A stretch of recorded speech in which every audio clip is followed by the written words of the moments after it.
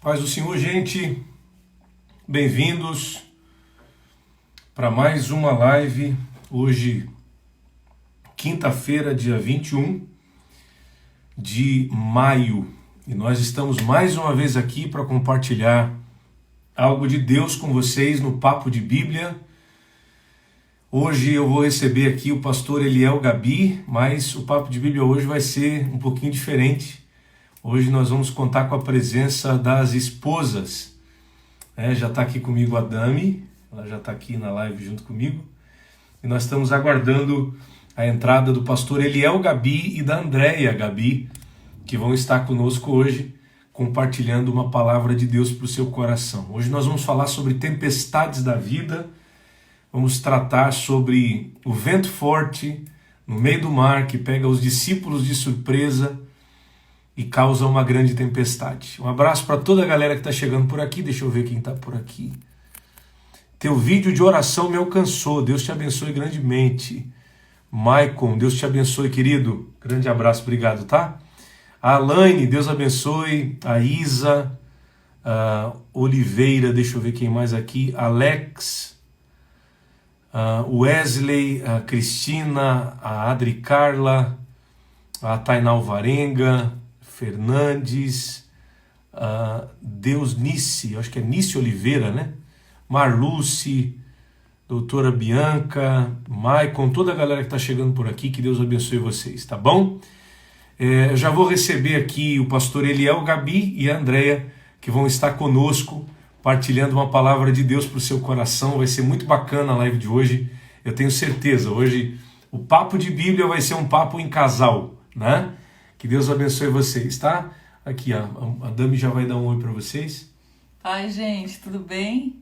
Hoje eu tô por aqui junto com o Felipe e eu creio que Deus tem coisas maravilhosas preparadas pra gente essa noite. Já estou chamando aqui o André, vamos ver. Vamos ver se dá certo para eles entrarem ao vivo com a gente. E para nós partilharmos aqui um momento precioso. Meu Deus! Que glória! Oh, bênção! Aleluia! Pastor Felipe, boa noite. Boa noite para esse casal querido. Uma alegria, um prazer muito grande poder participar desse momento que para a gente vai ser muito especial, não tenho a menor dúvida. Com Demais, certeza, demais. com o Senhor. Dani, que bom estarmos juntas.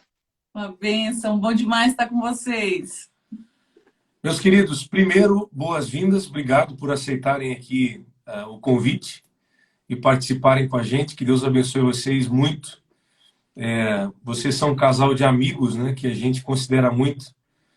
A gente não se vê tanto, né, pela distância, pelas correrias, né, mas é muito bom tê-los aqui, pelo menos através da live, para a gente compartilhar a palavra de Deus para o coração das pessoas que estão em casa. Pastor Gabi, eu tinha pedido uma sugestão para você de um tema. Durante toda a semana a gente está fazendo o Papo de Bíblia. A gente compartilha sempre uma palavra e faz uma exegese coletiva com o pessoal de casa e com os convidados. Nessa semana a gente já tratou de muita coisa boa, de muita coisa edificante. Mas hoje a sua indicação aí, o texto que você me indicou, eu acho que vai ser muito compatível com o momento que a gente está vivendo também, né? Então eu queria convidar o pessoal de casa. Gente, assiste essa live, participa aqui. Vai ser bênção para a sua vida e vai ser muito edificante para toda a galera que estiver chegando. Já clica na setinha de compartilhamento e manda para todo mundo para participarem juntos, para serem edificados também e serem abençoados através desse estudo. Pastor Gabi, começa daí. Manda ver. Vamos lá. Dos muitos textos bíblicos que a gente tem uma preferência, pastor Felipe, eu gosto muito do Evangelho segundo Marcos. Eu gosto da simplicidade da expressão de Marcos, eu gosto da simplicidade do Evangelho.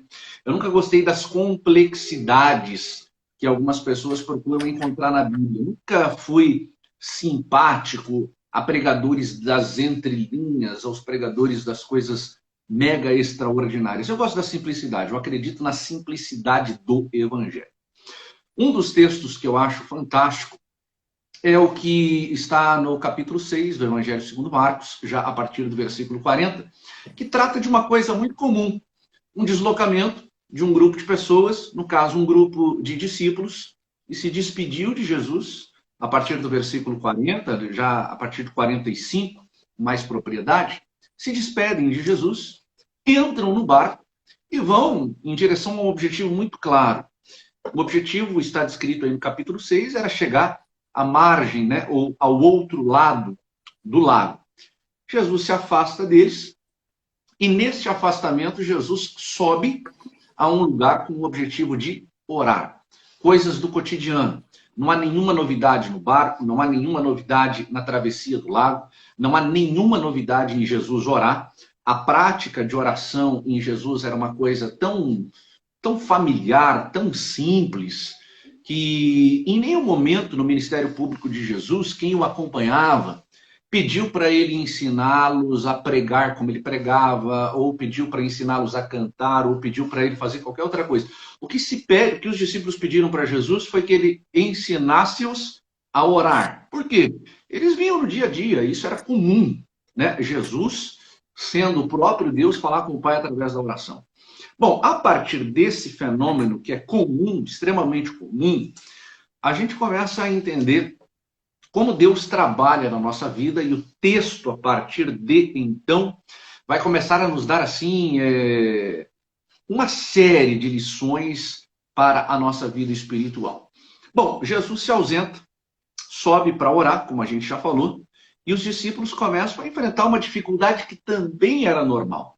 A dificuldade normal era enfrentar os ventos. Não era nenhuma novidade para eles, que já eram experientes nessas embarcações, ter que enfrentar um vento. E eu gosto muito do texto, porque o texto diz assim, ó, e um vento lhes era contrário. Porque existem ventos que nos colocam para frente, que nos empurram, que nos dão um impulso. Então, nem todo vento é contrário. Quando o vento não é contrário, obviamente eu estou falando de alguma coisa que é positiva. Mas no caso dos discípulos, o vento que é positivo, ele começa a demonstrar a sua face negativa. Ou seja, em oposição a eles, causando dificuldade para eles chegarem no lado de lá. Pastor Felipe, esses dias eu me demorei um pouquinho para pensar sobre que tipo de vento soprava contra esses discípulos. Aí eu voltei para a geografia.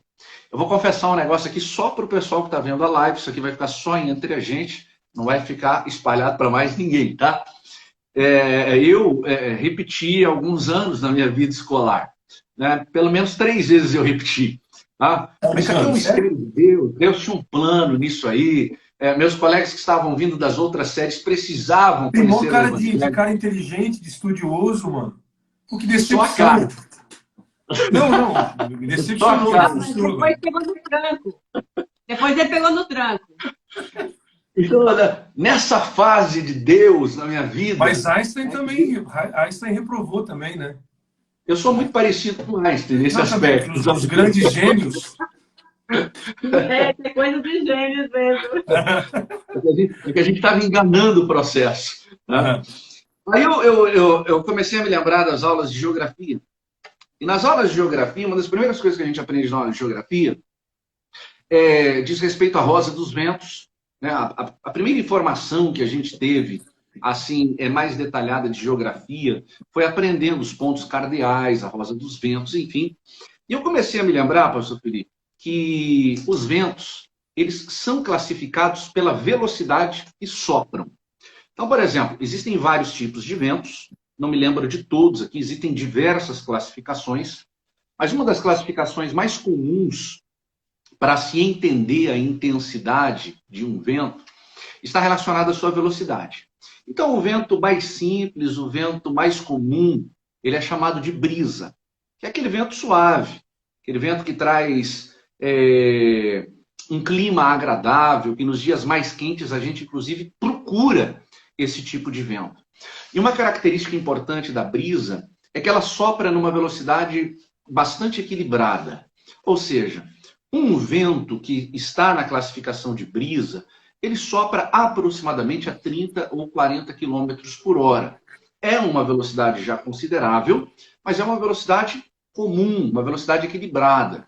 De maneira que quando a brisa sopra, ela não causa nenhum tipo de destruição, nenhum tipo de problema. Pelo contrário, como a gente já falou, ela traz até um bem-estar por trazer junto consigo um frescor. Então esse é um tipo de vento.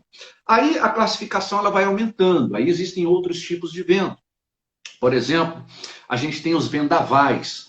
Vendavais, na verdade, a gente tem o hábito de chamar um vento forte de vendaval, mas a principal característica do vendaval é o tempo de duração.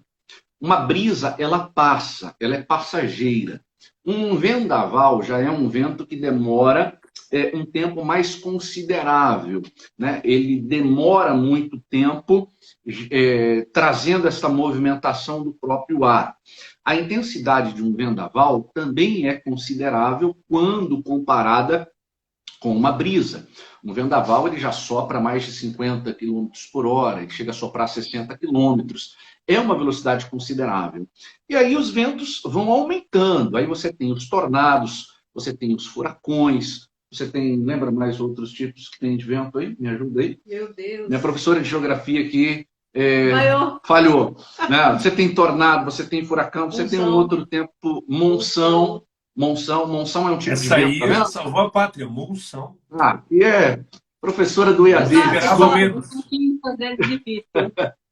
A monção também é um tipo de vento interessante, porque a monção, ela não é muito comum aqui na nossa região, né, no Brasil, na América do Sul, ela é muito comum na região asiática.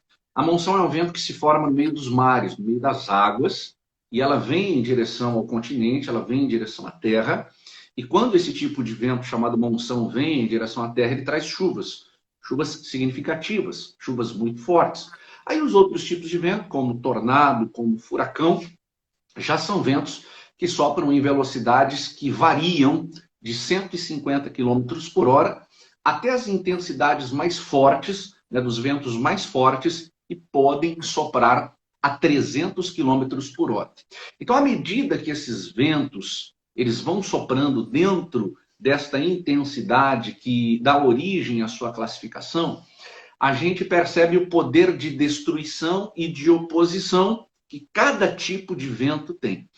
Voltando ao texto do Evangelho segundo Marcos, a Bíblia diz que um vento soprava de forma contrária, mas não diz a intensidade, não diz a velocidade, não diz exatamente qual era o tipo de dano que esse vento poderia produzir, a não ser que ele dificultava com que os discípulos remassem essa embarcação, fazendo com que essa embarcação chegasse no seu destino.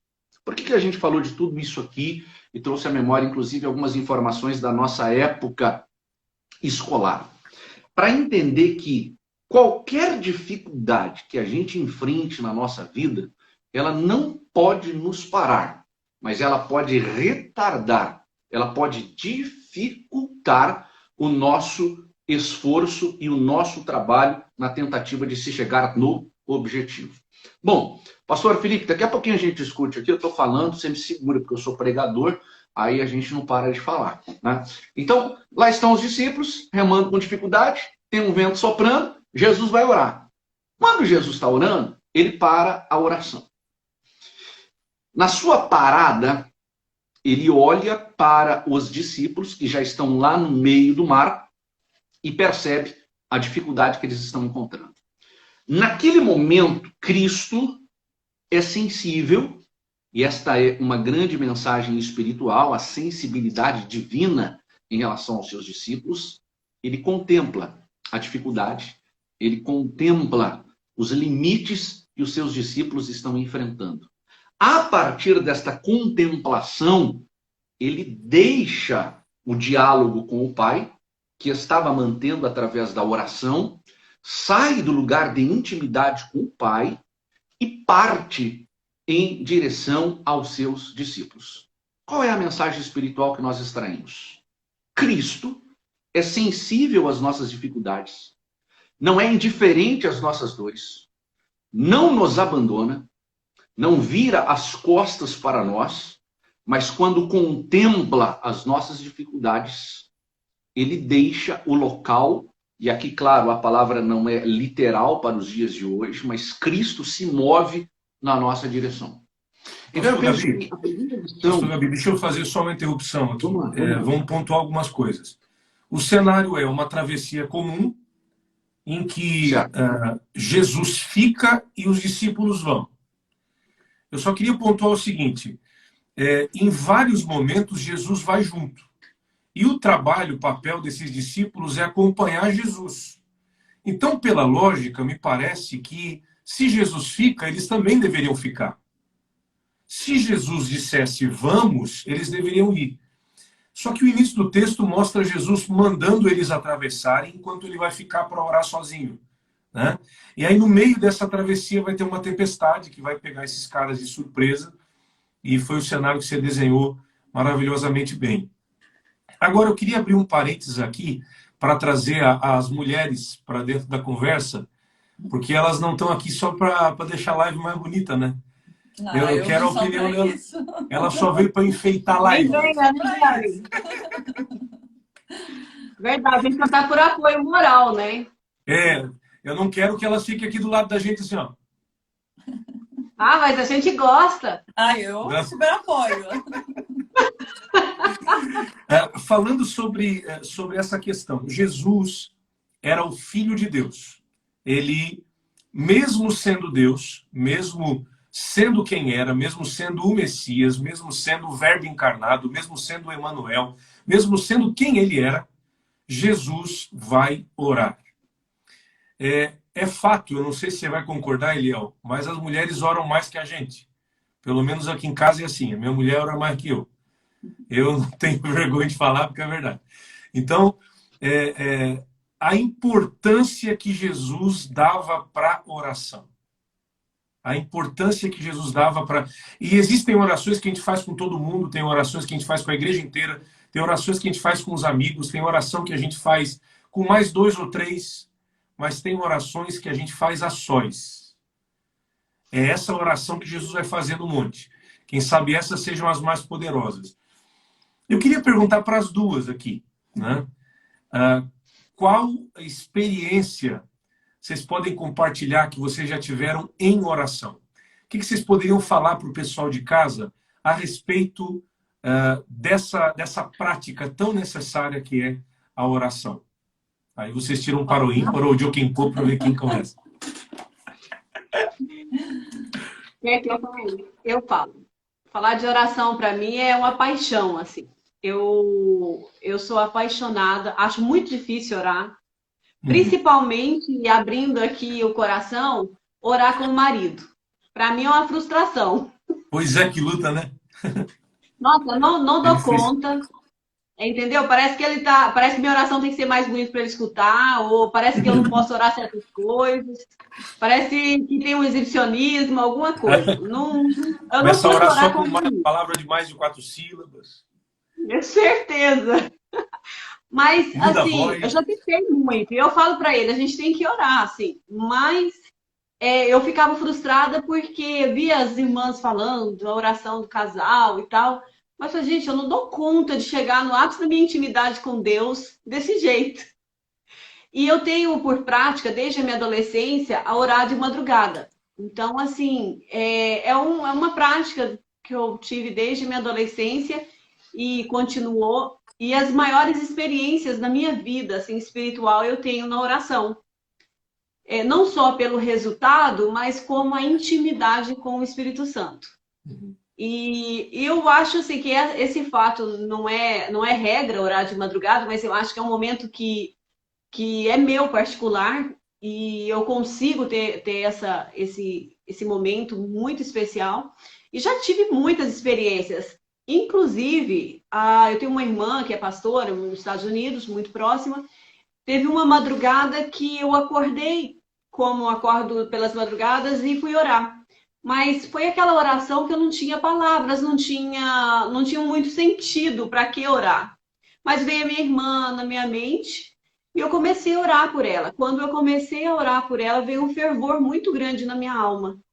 E até então parecia estar tudo bem. Mas quando eu orava, o fervor vinha com muita intensidade ao ponto de não ter mais palavras e eu começar a orar em línguas e falar com Deus em línguas. E esse processo, eu não sei quanto tempo durou, foi bastante, mas o choro era muito forte, algo muito... E eu sabia que ali estava tendo uma intercessão mesmo. No outro dia, pela manhã, eu liguei para minha irmã para saber como ela estava. Eu nem imaginava, né? Mas o Espírito Santo me despertou e induziu que eu orasse, nem tivesse essa experiência. Ela tinha passado ela tinha ido para a emergência. A ambulância buscou ela na casa dela porque ela teve uma infecção muito forte e teve até que vir uma junta médica para poder fazer a reanimação dela, porque ela praticamente morreu. E naquela madrugada, Deus me deu aquela experiência de interceder. Então, eu acho muito importante essa questão de intimidade. Não é fácil, é um prazer muito grande quando você conquista, porque é uma luta difícil, é uma luta nossa que nós temos, né? Grande do acomodismo, de tudo tá bem, não precisa, né? Mas é sem palavras mesmo que a gente tem que chegar diante de Deus e Ele traz as palavras na nossa mente e de repente aquele momento é um momento no colo do Pai mesmo e é muito bom. Essa foi uma grande experiência que eu tive entre tantas. Eu estava pensando que compartilhar entre nós aqui. Eu estava pensando que uma das coisas que eu precisei vencer, uma das barreiras que eu precisei vencer na oração foi o piloto automático. Eu cresci no lar cristão, desde criança você vai ouvindo seus pais orarem, os irmãos, as irmãs da oração, e eu cresci nesse meio de oração. Então a gente acaba adquirindo um certo hábito de ter meio que duas frases iniciais de oração. Então, as minhas orações por muito tempo começavam, Senhor meu Deus, sabe? Eu engatava decorada. Uma coisa decorada. Então, assim, eu estando ou não estando com vontade, eu sabia que era meu dever estar em oração, em comunhão com Deus. Então, normalmente, as minhas orações sempre começavam do mesmo jeito. Tinham dias que eu conseguia passar dessa fase piloto automático e a oração começava a ficar gostosa, começava a ficar uma atmosfera espiritual boa. E existiam outros dias que ficava no piloto automático e o desânimo tomava conta e eu já parava a oração por ali mesmo, encerrava, fazia aqueles 5 passos que a gente aprende, que é começar adorando, depois agradecendo, depois pedindo perdão, depois intercedendo por nós, nossas famílias, pela igreja, missionária. Sabe aquela coisa que a gente aprende, aquela sequência? Eu fazia aquela sequência. Só que eu comecei a perceber, todo mundo fala que conversar com Deus é como se a gente estivesse falando com os nossos melhores amigos. Eu comecei a perceber que quando eu falava com as minhas melhores amigas, as minhas conversas nunca começavam do mesmo jeito. Sempre quando eu ligava, muitas vezes, e a gente tem esse hábito até pelo WhatsApp, mesmo que você falou ontem, nem sempre no outro dia você já começa, oi, tudo bem? Como vai você? Você está bem hoje? Não, às vezes a gente já junta um assunto que foi interrompido ontem, a gente já começa, escuta, sabe aquela coisa assim que a gente comentou? Às vezes a gente nem oi não dá, a gente já começa no automático, porque a gente tem tanta intimidade com aquela pessoa que nem sempre a gente precisa, às vezes, nem cumprimentá-la. A gente já começa e já desenrola o assunto com a pessoa. E eu comecei a ver que a minha oração precisava não pular esse automático. Precisava, de fato, falar com Deus com espontaneidade. E eu comecei a ter como hábito na minha vida começar as minhas orações sempre diferente. Nunca mais usando frases repetidas ou as frases que eu costumava a orar. E se você perceber, a maioria das pessoas é exatamente como eu era. Você para ficar observando a oração de alguém, normalmente sempre começa do mesmo jeito, sempre tem as mesmas palavras, e a gente começa a não se dar conta que a nossa vida, que a nossa oração, ela sempre fica num nível só. Então, uma coisa que foi super importante para mim foi quando eu comecei a perceber que eu precisava realmente mudar as minhas palavras, eu precisava deixar de cerimônias, deixar de formalidade e realmente falar com Jesus em todos os momentos. Não só quando eu dobrava os meus joelhos, mas chamar Jesus para a minha vida em qualquer momento, qualquer circunstância, chamar Ele estando em pé, dirigindo, estando dentro da minha casa, fora. E para encerrar minha fala, uma das experiências que eu tive na oração assim que eu achei fantástica foi... Não, só conta depois do intervalo. Para segurar a audiência. Segurar a audiência. Vou dar um intervalo aqui, uma pausa. Nós estamos com várias pessoas assistindo. Eu queria pedir para vocês que estão aqui, está sendo bênção na tua vida? As experiências das mulheres aqui estão abençoando você? A palavra que a gente está compartilhando está te edificando? Nós estamos falando sobre uma das ferramentas mais importantes na vida do cristão, que é a oração. Então manda para alguém, clica aqui no aviãozinho que está lá embaixo, na pipa, na setinha, não sei como é que é o nome que você dá para esse trem ali embaixo. Clica ali e manda para 3, 4, 5 pessoas. Compartilha com alguém essa live, porque mais pessoas precisam ser despertadas para a oração. Como, por exemplo, deixa eu ver aqui, para mim uma das coisas mais difíceis é a oração. É isso, aquela coisa decorada. Eu tenho que aprender a orar. Está dizendo Japi Pop. Vamos ver aqui. Tem mais gente falando aqui sobre oração. Ó, a Tami Paranhos está dizendo: hoje eu vou começar a orar de madrugada para ter uma vida de comunhão com Deus. Você vê, uma conversa, uma live, a gente está tratando de oração e pessoas já estão sendo despertadas para isso. Então, compartilha com mais alguém para que isso possa te edificar. Feito o comercial, pode contar o teu testemunho. Uma das experiências que eu achei fantástica, eu sempre peço para o Senhor, quando eu levanto de manhã, eu digo: Jesus, eu me coloco à disposição para ser um instrumento nas tuas mãos, me use da forma como o Senhor quiser hoje. E nós fomos para a igreja e fazer várias coisas durante o dia e trabalhar lá na igreja. E foi se passou a parte da tarde e finalizando perto das 6 horas. Eu falei com uma irmã que estava comigo, eu disse: vamos subir e lanchar no cachorro-quente que tem lá em cima? Nós estávamos no andar abaixo da igreja. E ela falou: vamos. E a gente subiu a escadaria e quando a gente estava passando pela recepção, tinha uma mulher falando com o guarda, dizendo assim: escuta, eu preciso que um pastor ore por uma pessoa. Eu tenho uma amiga que está lá no norte e o filho dela está 4 dias em coma, ele passou por uma cirurgia e os médicos não conseguem fazê-lo voltar, ele não acorda da cirurgia. E ele está em coma, já foi retirado os medicamentos, os sedativos, e ele não retorna. Eu precisava que um pastor orasse por ele. Eu falei para ela que eu iria numa igreja e alguém ia orar por ele. E daí o guarda falou: pois é, mas nós não temos culto hoje. Não tem nenhum pastor aqui que possa orar por ele. Só que nós não precisamos ser pastores para orar. A gente não precisa ter um título, um cargo para orar por alguém ou para orar por nós mesmos. E naquele momento eu estava passando por ali, o guarda dizendo que não tinha, olha, volta amanhã e tal. E daí eu passei, e daí eu voltei e perguntei para ela: escuta, senhora, o que você precisa? E daí ela me contou toda a história. E daí eu falei para ela: você tem fé? Ela disse: eu tenho. Eu falei: você crê que se eu juntar a tua fé com a minha fé, Jesus pode entrar naquele hospital e fazer um milagre? E ela disse: eu creio. Eu falei: então me dá sua mão aqui. Vamos orar juntas? E ela concordou, nós baixamos a cabeça e eu comecei a falar com Jesus. E a minha oração foi extremamente simples, porque eu creio num Jesus que gosta de simplicidade, num Jesus que gosta que a gente converse com ele sem muitos enfeites. O que o Eliel falou no início, né? Bem Exatamente. A ver, tudo a ver. E eu comentei assim, eu disse: Jesus, o Senhor não é Deus que faz coincidências, o Senhor é um Deus que tem todo um plano traçado. O Senhor sincronizou a minha fome com a chegada dessa senhora aqui nessa secretaria só para fazer com que a gente juntas fizesse um clamor nesse momento. Jesus, sabe aquele moço, fulano de tal? Eu não conheço ele.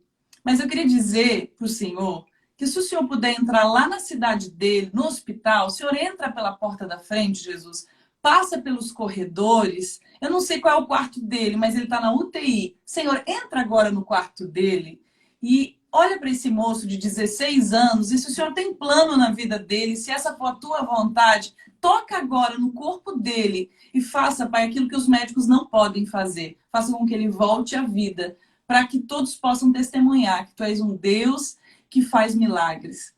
E já orei pela família daquela senhora que estava ali e tudo, mas fiz uma oração simples, pedindo para Jesus entrar mesmo naquele lugar. E daí eu falei para ela: olha, depois você acessa o Face da oração AD Floripa, que a gente tem um ciclo de oração que passa ao vivo todas as quartas-feiras. E passou mais ou menos 2 semanas, eu estava checando as mensagens que vão entrando ao vivo no nosso ciclo de oração, e daqui a pouco eu vejo uma mensagem ali de uma mãe dizendo: olha, eu só queria dizer que eu tinha um filho que estava na UTI há 4 dias. A minha amiga foi aí na igreja pedir oração por ele e ele acordou, ele voltou do coma, já está recuperado e já está em casa. Eu quero agradecer a oração que foi feita, o meu filho já está bem. Então, uma oração simples, uma oração sem nenhum floreio, uma oração que não foi nem pedido para que eu orasse, mas naquele momento eu entendi que qualquer um de nós que temos a ferramenta da oração, nós precisamos usá-la, nós precisamos colocar essa arma poderosa que Deus botou nas nossas mãos em uso. E naquele momento, Jesus entrou com providência. Então eu creio realmente que quando nós dobramos os nossos joelhos, quando nós nos sintonizamos com Deus, os céus se movem em favor do objetivo da nossa oração. Se até Jesus, Filho de Deus, precisava orar, o que eu digo sobre nós, né? Humanos, falhos, necessitados. E aí, pastor Eliel, Jesus está orando, os discípulos estão navegando, o vento é contrário, aí começa a apertar, o negócio começa a ficar difícil, mas Jesus não está alheio ao sofrimento desses caras. Eu acho que isso é muito oportuno, sabe, pastor Felipe? Porque nessa crise que a gente está enfrentando no mundo todo, muito crente teve a sua fé abalada. Tem muito crente pensando mais ou menos assim, cadê Deus? Onde está Deus no meio dessa crise toda? Por que ele não se move? Será que Deus perdeu o controle? Como Exatamente. Diz um infeliz que estava na internet aí fazendo sucesso com as suas heresias. Será que Deus não está no controle? Será que Deus está apático ao sofrimento das pessoas? Exatamente. E muita gente entrou nessa onda de pensamento equivocado. Onde está Deus? E essa crise toda que chegou aqui dentro de casa? Interessante que em dezembro, quando estava morrendo muita gente na China, a gente não estava nem aí para a morte daquele pessoal. Não é verdade? Estão morrendo lá. Poxa, que pena. Estava longe de nós. Quando o vento soprou aqui dentro da nossa casa, a gente se despertou. Porém, alguns não se despertaram ainda. Os ventos que sopram todos os dias contra nós. Mas voltando a Jesus, está lá Jesus, que é o próprio Deus. Interessante também, pastor Felipe, a gente já vai caminhar aqui no texto. Jesus, por diversas vezes, os evangelhos são muito claros ao demonstrar a forma com que Cristo orava. Então era muito comum ele orar sozinho, né, em intimidade com o Pai. Ele procurava desertos, montes, lugares afastados para desenvolver essa comunhão. Não que isso seja uma regra. Tem gente que já pega isso e cria uma metodologia. Deus só vai me ouvir se eu subir no mundo. Né? Deus só vai me ouvir se eu... Não. É um princípio de silêncio, né? De meditação intensa, de cuidado na oração. Então, e muitas vezes os evangelhos dizem que Jesus se prostrava. Eu gosto muito dessa expressão porque prostrar-se na oração é muito mais do que colocar-se de joelhos. Colocar-se de joelhos por si só já é uma posição incômoda. Ninguém fica de joelhos por ficar de joelhos. Aí eu vou ficar de joelho aqui 45 minutos. Não, é uma posição incômoda. Agora, o prostrar, ele vai além da posição de joelhos. O sujeito que se prostra, ele está de joelhos, mas ele coloca o seu rosto no chão, tornando a posição mais incômoda ainda, mais difícil ainda. Então, os evangelhos, por diversas vezes, os evangelistas repetem, né, esta forma com que Jesus orava. Mas voltando ao capítulo 6 de Marcos, lá está Jesus orando, vê os discípulos enfrentando o vento, ele deixa um momento de intimidade e começa a andar sobre as águas. E vai literalmente em direção à embarcação. Aqui a gente vai parar um pouquinho, mas é muito interessante, porque quando os discípulos, que já estavam cansados, porque estavam remando e não conseguiam chegar no seu objetivo, viram aquele homem andando sobre as águas, para quem duvida, abra a Bíblia aí, dentro da sua possibilidade, no Evangelho de Marcos, os discípulos usaram a seguinte afirmação: eles pensaram se tratar de um fantasma, de uma coisa amedrontadora que estava se aproximando deles. Sabe o que me chama a atenção aqui? Quando o vento soprou e trouxe cansaço aos discípulos, eles estavam tão fatigados que eles não conseguiram identificar que o homem que estava andando era o homem que há pouco tempo havia despedido eles na beira do mar. Tem um detalhe interessante aqui no capítulo 6, que momentos antes de eles entrarem na embarcação, eles tinham testemunhado um milagre da multiplicação dos pães que Jesus havia realizado.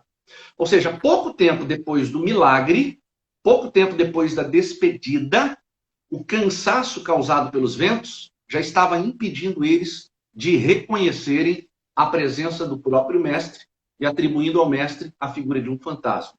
Então eu paro aqui para a gente continuar essa conclusão, chamando a atenção de quem está acompanhando essa live, que os ventos, quando sopram contra nós, independente do que a gente já viveu de experiência com Deus, eles são capazes de nos cegarem.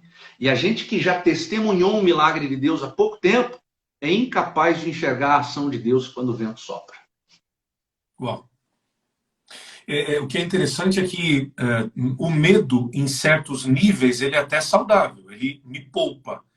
Eu não ponho o dedo na tomada porque eu tenho medo de levar choque. Agora, quando o medo toma conta, ele vira uma síndrome. Quando o medo toma conta, ele vira pânico.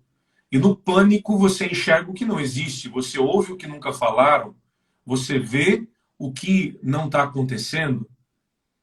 No meio do pânico causado pelo vento contrário, pela possibilidade de morrerem, né, eles começam a enxergar fantasma naquilo que é a solução.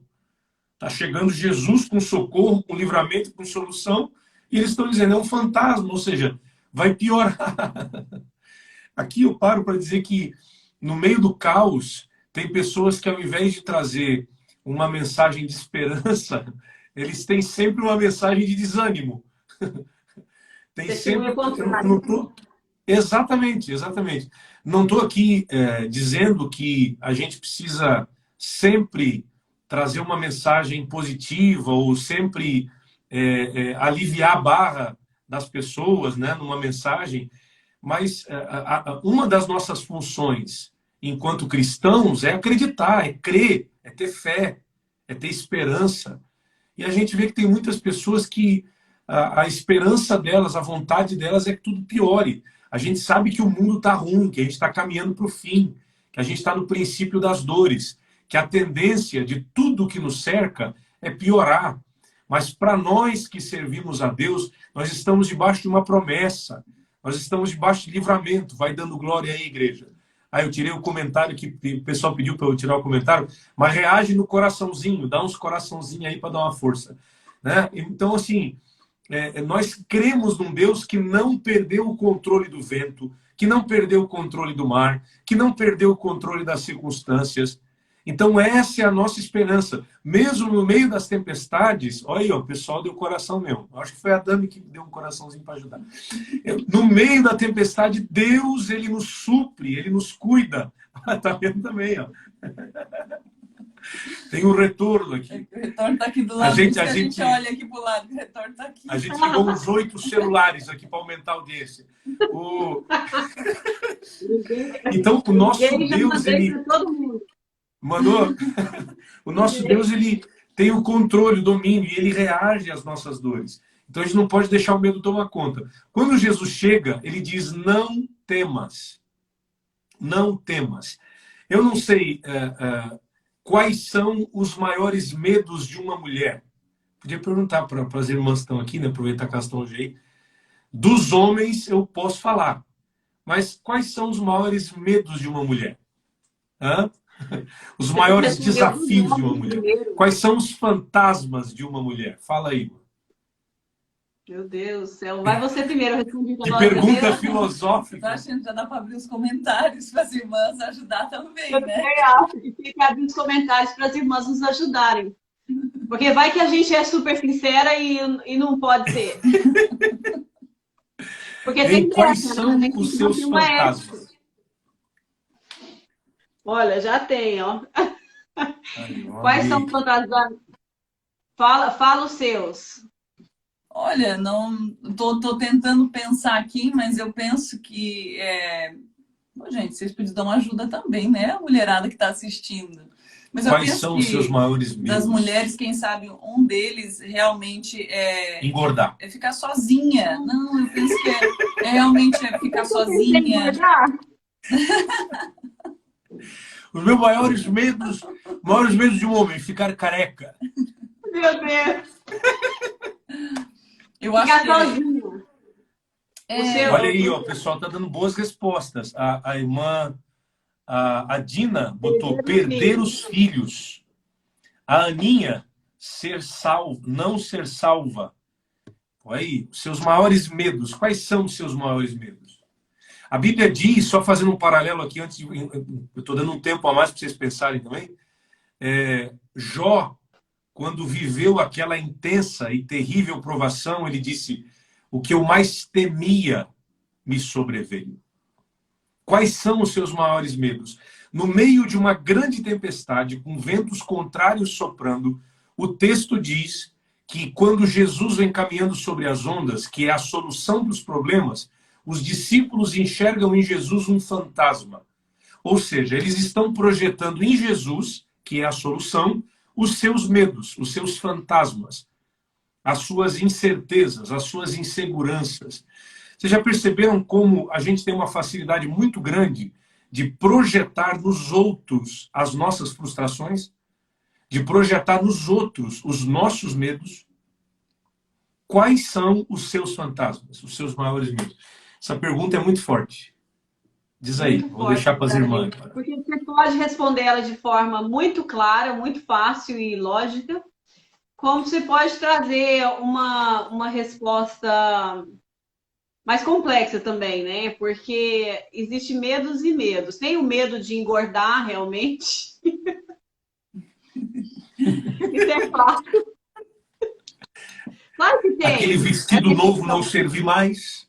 Imagina, depois da quarentena, você nem usou ele ainda. Ele nem te conheceu direito.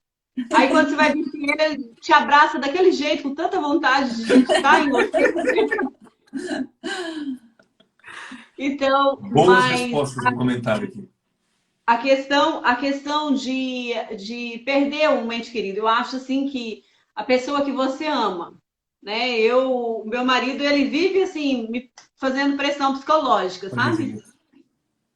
E aí ele fala, você não vai me ter para sempre, isso, porque eu sou diabético, isso, né? Aí ele fica fazendo essas pressões na minha cabeça. Então, assim, causando ainda mais esse fantasma na minha mente de perder ele, entendeu? Perder alguém que você ama, que é muito próximo. Eu acho que esse é o maior medo, assim, que eu teria. Sim. Eu super concordo. Eu realmente acho que daí vai naquilo que eu falei antes mesmo, assim, de ficar sozinha, né? De você não ter essa segurança, esse amparo, que é ter o esposo, ter a família próximo, né? Ter os pais. A gente acha que na nossa cabeça os pais são eternos, né? Que você vai passar ano, você vai ficando mais velho, mas os seus pais sempre estarão com você. Eu acho que esse é também um medo de muita gente. E eu dei uma olhada nos comentários ali, quem é pai, quem é mãe, o medo de não estar presente quando os filhos precisam de ir embora, né, no sentido de ir para o céu, e os filhos ainda precisarem serem pequenos. E isso outra pessoa botou ali, ficar no arrebatamento da igreja. Eu realmente sempre peço ao Senhor, uma das minhas orações é sempre: Senhor, o Senhor sonda o meu futuro. Se no meu futuro o Senhor vê que em algum momento eu possa me desviar do teu propósito, eu possa me afastar de ti, então me leva antes, Senhor. Me leva antes, porque eu não quero perder minha salvação. Aqui eu até fixei um pouquinho o comentário da Dina. Dina ou Diná, perdão se eu pronunciei errado, né? O medo e o pânico. Agora, gente, eu vou tirar os comentários um pouquinho para enxergar bem aqui o Eliel e a Gabi. O Eliel, Gabi e Andréia. Hoje, cara, eu prometi para mim mesmo que eu não faria essa piada, mas hoje eu estou realizando um sonho. Eu estou de frente com o Gabi. Você sabe que tem esses encontros de jovens e eles, assim, uma das coisas que eles mais gostam, além de palestra, é ficar de frente com o Gabi para fazer perguntas, né? Aí eu acho, sempre faz essa piada, é normal. Mas, Gabi, Andréia, Eliel, vocês acham que os maiores medos... Tira o óculos. Eu queria pedir perdão para o pessoal de casa, eu não resisti. Me perdoe. Vamos voltar à seriedade. Cara, vontade de botar o comentário de novo. Eu vou ter que botar o comentário de novo, cara. Ai, gente, me perdoem, mas eu não me aguento. Eu sou assim, orem por mim, para Deus dar graça para minha mulher também, para suportar esta cruz que sou eu. Então, gente... Tem gente perguntando que conselho que daria para jovens solteiros. Eu falei, não, isso é totalmente com o pastor Felipe. Eu não vou dar conselho nenhum hoje na live. Hoje aqui o tema vai ser oração e provação. Ensinar a orar. É isso aí. Conselho para o solteiro já está intrínseco aqui na exegese. Vai orar. Orai-vos vez. Orai mais. Tá difícil. Ore de olho aberto, né, pastor? Hã? Ore de olho aberto, né? Senão não enxerga, varou. Ore e vigia para Deus trabalhar também para você também, né? Não pode ser tanso. Então, seguindo aqui o pensamento, o medo, todo mundo tem. Todo mundo tem medo de alguma coisa. Barata. Todo mundo tem seus medos. Como alguém falou aqui na live, medo de barata. Barata, tudo bem. Agora, quando é voadora, daí, barata voadora já é um negócio que eleva o medo a outra potência. Deus me livre, cara. Sério, foi muito engraçado. Não é medo, é nojo. É nojo. É nojo. E aí, assim, todo mundo tem seus medos. Todo mundo tem medo de alguma coisa, né? Só que eu não posso permitir que o medo tome conta da minha vida. Sentir medo é natural. Sentir medo é um processo normal na vida de qualquer ser humano. E existem níveis de medo. Eu fiz essa pergunta, a gente deu risada aqui. Medo de ficar gordo, medo de barata, medo de o vestido não servia, medo de perder meus pais, medo de perder meus filhos, medo de perder minha salvação. Vocês perceberam como as respostas elas foram desde respostas bem-humoradas, respostas simples, até respostas mais profundas, revelando medos muito profundos do coração das pessoas? Porque é desse jeito. O medo, ele se expande para outros níveis, quando se trata de assuntos mais pessoais, mais íntimos, como família, como salvação, né? Então, ter medo é normal. É normal ter medo. Não é um problema, não é pecado. Agora, o problema é quando o medo toma conta e se apodera. Ele vira pânico. E com pânico, você começa a enxergar o que não existe, ouvir o que não falaram, viver processos dolorosos de muito sofrimento. Como a gente já tratou, e eu imagino que vocês também, pessoas com síndrome de pânico, com crise de ansiedade, que precisam de fato de um acompanhamento pastoral, psicológico às vezes. Então, é muito doloroso. Mas o que é lindo é que no meio de todo esse pânico, enquanto os caras estão enxergando o fantasma, Jesus diz, calma, não tenham medo. É uma das frases que mais Jesus diz, não temas, sou eu. E eu amo isso. Porque eu dizendo não temas, tem um efeito. O pastor Eliel dizendo não temas, tem um efeito. A Dami, a Andréia dizendo não... Agora, Jesus... E olha a circunstância. Dentro do barco, se Jesus estivesse dentro do barco, dormindo, como em uma outra ocasião, e ele se levantasse e dissesse, calma, não tenham medo, o que não aconteceu na outra vez, né? Ele se levanta em silêncio e primeiro acalma a tempestade. Mas aqui, como que ele vai aos discípulos? Andando sobre as águas. Andando sobre aquilo que ameaçava a vida dos discípulos. Que se o barco vira, por causa do vento, eles iam morrer como? Afogados. Então Jesus vai caminhando sobre a água que ameaça a vida desses caras. Então, o jeito como Jesus vai na direção deles já é um recado para eles. Jesus está dizendo, o que ameaça vocês está debaixo dos meus pés. Eita! Dá glória a Deus aí, dá um coraçãozinho aí, dá um aleluia em casa. Então Jesus está dizendo, aquilo que preocupa, que amedronta, que deixa vocês em pânico, está sob o meu controle, está debaixo dos meus pés. Está no meu domínio. Então não tenham medo. Ou seja, não deixem que o medo tome conta de vocês, porque eu mando na parada toda. Eu resolvo tudo que eu quero. Eu faço, eu tenho controle da situação. segue daí, gente. Vai lá, senão me empolgo e... Aí o legal é justamente, sabe, pastor Felipe, essa apresentação de Cristo. Cristo já está próximo dele. E o que me chama a atenção é a forma com que Deus vai operar o milagre. A simplicidade do milagre. Ele poderia, porque Cristo identificou, já na fisionomia dos seus discípulos, o medo. Não houve um diálogo. Os discípulos não fizeram perguntas. Quem é você? Né? De onde você veio? Não. Jesus, à medida que se aproximou, já contemplou na fisionomia dos discípulos esse medo. Aí ele se apresenta. Fiquem tranquilos. Fiquem de boa. Fiquem calmos. Sou eu. Sou Jesus. Sabe o que me chama a atenção aqui? Um detalhe. Ele não parou o vento. Ele começou a falar com os discípulos e começou a se apresentar para os discípulos. Eu penso que se eu estivesse no barco naquele dia, e eu já iria pedir socorro mesmo para o fantasma. Pô, você é fantasma, cara? Então me tira daqui, pelo amor de Deus, faz alguma coisa. Pô, seu fantasma, dá uma força aí. Dá uma força aí, seu fantasma. E ele não parou o vento. E a nossa visão de crente é a seguinte. Quando a gente ouviu, por exemplo, as primeiras notícias do coronavírus, puxa, cadê Deus? Deus podia dar um brado lá no céu. Acabou o coronavírus e tal, e pá. Não! O coronavírus não parou. A pandemia não terminou. Mas a presença de Cristo mudou o cenário. Mudou o cenário.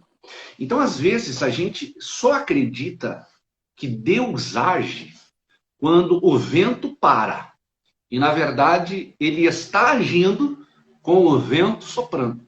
Olha que coisa extraordinária a ação de Deus. O vento não necessariamente precisa parar para ele agir, para ele intervir, para ele operar um milagre.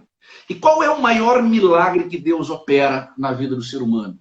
É o cuidado com o seu interior. Ele se preocupou naquele momento em eliminar qualquer medo, qualquer ansiedade, qualquer desconfiança. Cristo estava mais preocupado com o interior dos discípulos do que com o vento que causava o medo e que soprava contra eles. Para Deus, para Cristo, que é o Deus, o valor do ser humano está acima, está num patamar diferenciado. A preocupação de Deus, de Cristo, é pela alma, é pelo interior. E o trabalhar de Deus, ele vem de dentro para fora. Ele inicia-se dentro, arrancando a acusação do pecado, o fardo do pecado, a angústia de uma vida distante de Deus, os medos que a gente acabou de falar aqui, que são tantos. Deus trabalha no nosso interior. É aí que está a riqueza do trabalhar de Deus. Eu acho que isso que é lindo, isso que é extraordinário nesse texto. E todas as vezes que eu leio e releio esse texto, eu fico imaginando quantas vezes eu pedi para Deus parar o vento. E ele não parou.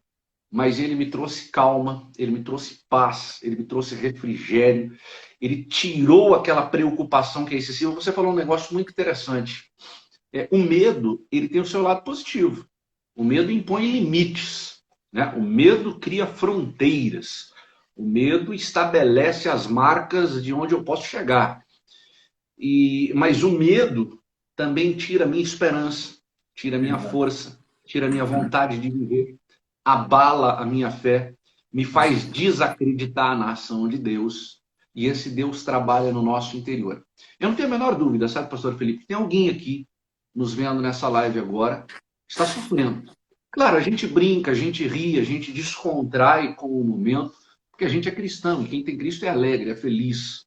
Mas tem gente que está olhando e quem sabe se agarrou nessa live como a última possibilidade. Talvez ele está sozinho, ninguém sabe que ele está aí, ninguém conhece ele, ele é um ilustre desconhecido. Passou, quem sabe, sem querer por essa live, apertou sem querer uma live, e Deus está dizendo para você, o vento pode até não parar de soprar, mas pelo menos eu garanto que a minha presença vai arrancar esse medo, essa frustração, essa decepção com a vida, essa vontade, quem sabe, até de morrer. Pastor Eliel, nós temos ainda 4 minutos e Deus está te usando muito aqui e usando, acredito, a todos nós, E a mensagem que está ficando para as pessoas de casa é essa: Jesus é maior do que as circunstâncias. E Ele está dizendo para você hoje, não deixa o medo tomar conta. Ele é poderoso para, mesmo no meio do vento contrário, trazer calma, trazer esperança, trazer fé, tranquilidade e te dar vitória no meio dessa crise. Vocês podem orar pelo pessoal que está em casa? A gente ainda tem 3 minutos. Ora pelo povo que está em casa, tem muita gente com medo. 10 segundos. Quando Jesus acalmou, aí ele entrou no barco. Coração calmo, Jesus entra. Quando ele pisa no barco, o vento para de soprar. A presença de Cristo faz o vento parar de soprar. Vamos orar? Vamos falar com Deus? Lindo, demais, demais. Podemos orar aqui, pastor, ou vocês oram daí? Ora daí, ora daí. Senhor, nosso Deus, nosso Pai, nós estamos diante da Tua presença santa, Tua presença maravilhosa, ó Pai querido, que acalma os corações, que traz alívio, Senhor, à alma aflita, Pai.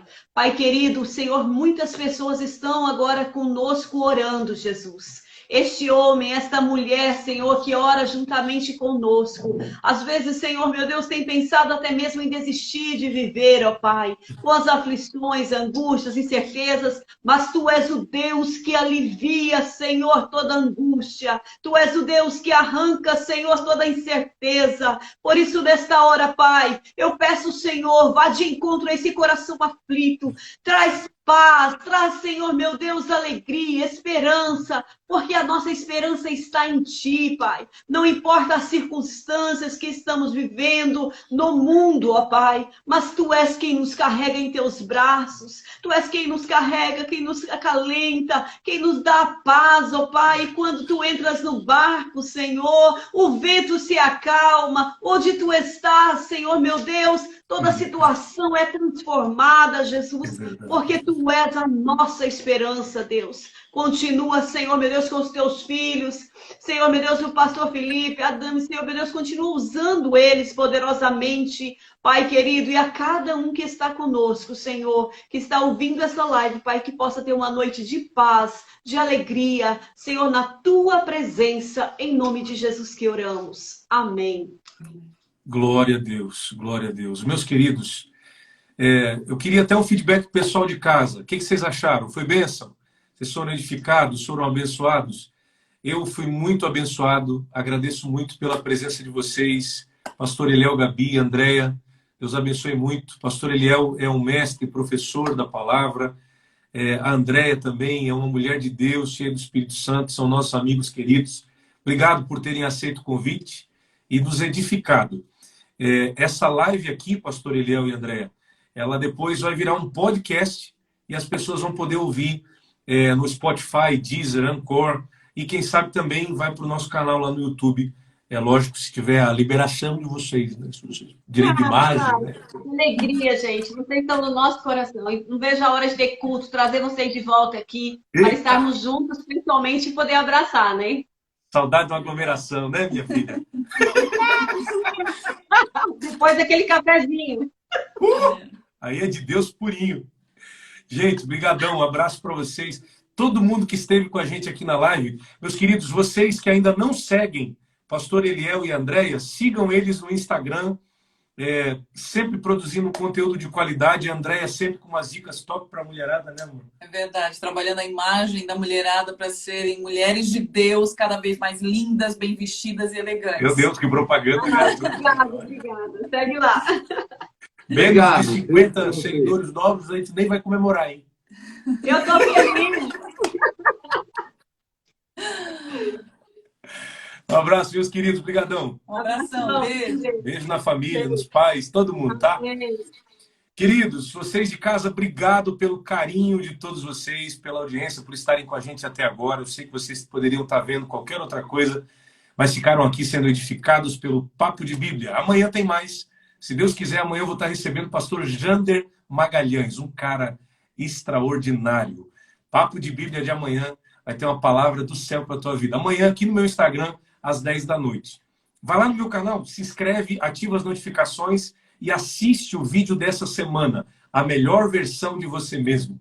Abraço. Boa noite, fica na paz, Senhor. Deus abençoe, gente. Beijo para todo mundo. Tchau, tchau.